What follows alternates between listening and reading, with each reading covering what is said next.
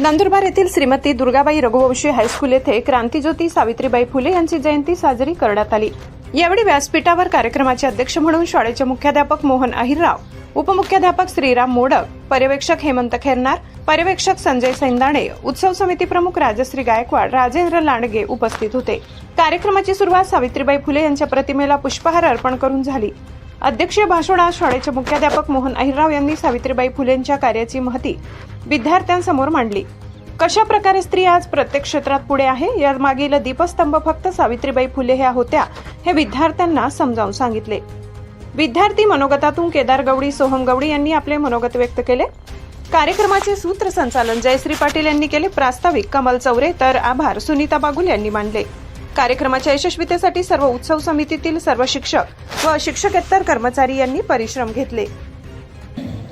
स्त्रियांच्या अंधार जीवनात पेटविल्या ज्ञानाच्या ज्योती, स्त्रियांच्या अंधार जीवनात पेटविल्या ज्ञानाच्या ज्योती, म्हणून तर आज जगती अमर आहे सावित्री, म्हणून तर आज जगती अमर आहे सावित्री। शैक्षणिक व सामाजिक कार्यासाठी पारंपरिक चौकट ओलांडणारी सावित्रीबाई फुले ही महाराष्ट्रातील पहिली स्त्री होय। त्यांचा जन्म 3 जानेवारी 1831 रोजी सातारा जिल्ह्यातील शिरवळ पासून 5 किलोमीटर असलेल्या नायगाव येथे झाला। त्यांचा विवाह थोर समाज सुधारक महात्मा ज्योतिराव फुले यांच्या बरोबर झाला। व्यासपीठावर विराजमान सर्व मान्यवर, आदरणीय गुरुजन वर्ग व माझ्या प्रिय मित्रांनो, सर्वांना माझा नमस्कार। आज मी तुम्हाला सावित्रीबाई फुले यांच्या जीवन चारित्र्यावर काही 2 शब्द सांगणार आहे।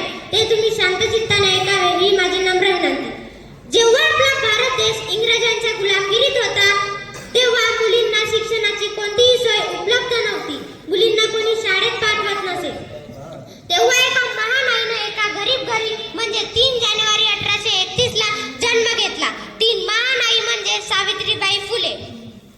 त्या काळात मुलगी म्हणजे उपभोगाची वस्तू, चूल आणि मूल हेच तिच्या नशिबी राहायचे। अशा वेळेस महान क्रांतिकारी महात्मा ज्योतिबा फुले यांनी सन 1840 रोजी सावित्रीबाई फुले यांच्याशी लग्न केले। त्यावेळेस सावित्रीबाई फुले अवघ्या 9 वर्षाचाच होता।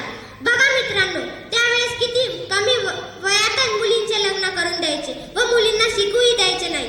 सावित्रीबाई फुले यांना शिक्षणाची फार आवड होती, पण त्या काळात मुलींना शिक्षणाची कोणतीही सोय उपलब्ध नव्हती, म्हणून ते शिक्षण कुठून